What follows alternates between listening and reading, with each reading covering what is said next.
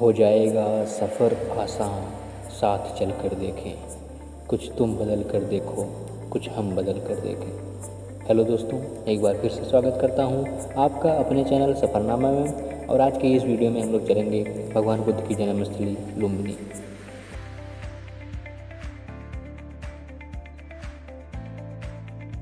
नेपाल की और विश्व की सबसे बहुमूल्य धरोहरों में से एक है लुम्बिनी। तो चलिए सबसे पहले जानते हैं यहाँ कैसे पहुँचेंगे। लुम्बिनी पहुंचने के लिए आपको सबसे पहले आना पड़ेगा बॉर्डर पे, भारत नेपाल बॉर्डर पे। उसके बाद भैरवा से आपको बस मिलेगी लुम्बिनी के लिए। वहाँ से तकरीबन 23 किलोमीटर की दूरी पे है। तो आप जब मार्केट में आएंगे तो आपको 6 गेट दिखेंगे। तो गेट नंबर 6 पे आपको आना है। वहाँ से आपको पैदल जंगल में तकरीबन 1.5 या 2 किलोमीटर आना है और उसके बाद से आपको सारे मंदिर मिलने शुरू हो जाएंगे। यहाँ पे बहुत सारे मंदिर हैं, जन्मस्थली है, बहुत सारी चीज़ें हैं। हम आपको एक एक करके सारी जगह आपको दिखाते हैं। यदि आप बस से आते हैं तो Lumbini bus stand gate number 6 के पास पड़ता है, जो कि संभवतः मेन गेट नहीं है। इसलिए आप अगर कार से आते हैं तो मेन गेट से होकर भी आ सकते हैं।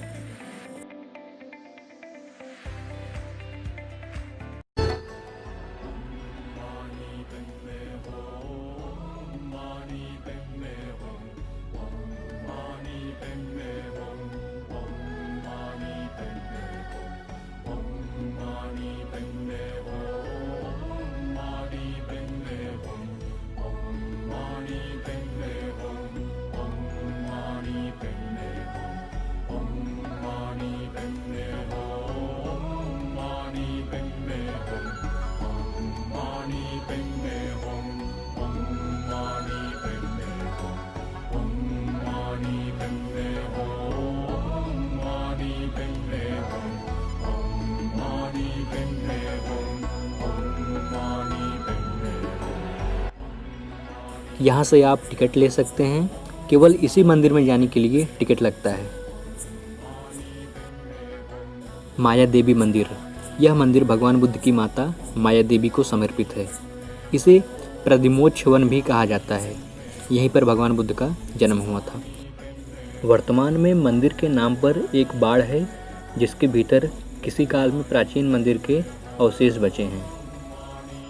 बौद्ध पुराणों में कथा है कि जब रानी माया देवी कपिलवस्तु से अपने मायके देवदाहा जा रही थी तो रास्ते में लुम्बिनी के वन में यहीं पे भगवान बुद्ध का जन्म हुआ था। इस जगह के बारे में चीनी यात्रियों वेनसांग और फाहियान ने भी अपनी यात्रा में इसका उल्लेख किया हुआ है। सन 1997 में यूनेस्को ने भी इसे विश्व धरोहर के रूप में स्वीकार किया।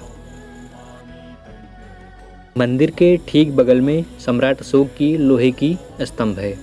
पाली भाषा में लिखा अभिलेख कहता है कि यहाँ पर सम्राट अशोक आए थे और माता का दर्शन किए थे और यहाँ पे स्तंभ की स्थापना करवाई थी।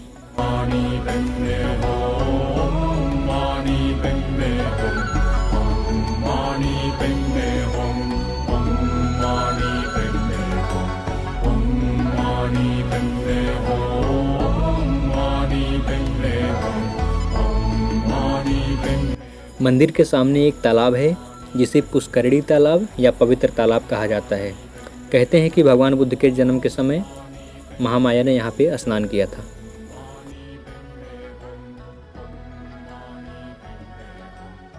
मंदिर के चारों तरफ ढेर सारे प्राचीन स्तूप हैं, जो कि अब खंडहर के रूप में संरक्षित हैं। ये सारे स्तूप पहली से दूसरी शताब्दी में बनाए गए हैं। भक्त यहाँ पे आके मन्नत मांगते थे और मन्नत पूरी होने पे यहाँ पे स्तूप बनवाते थे। इन स्तूपों को मन्नत स्तूप भी कहा जाता है। ये सब देखने में बहुत ही अधिक सुंदर लगते हैं।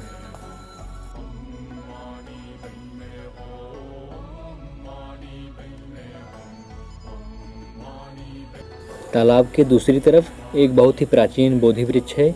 यहाँ पर भी भक्त पूजा अर्चना करने के लिए आते हैं।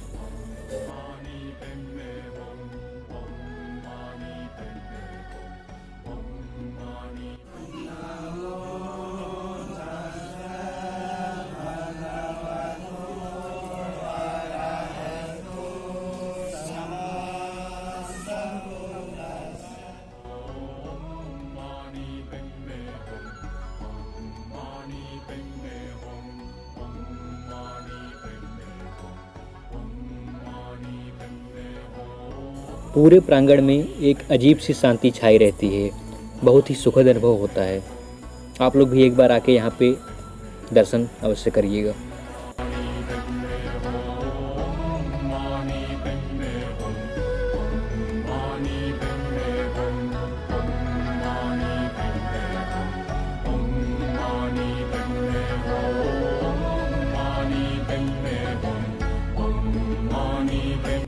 दोस्तों, यह लुम्बिनी सांस्कृतिक पार्क का सैटेलाइट इमेज है।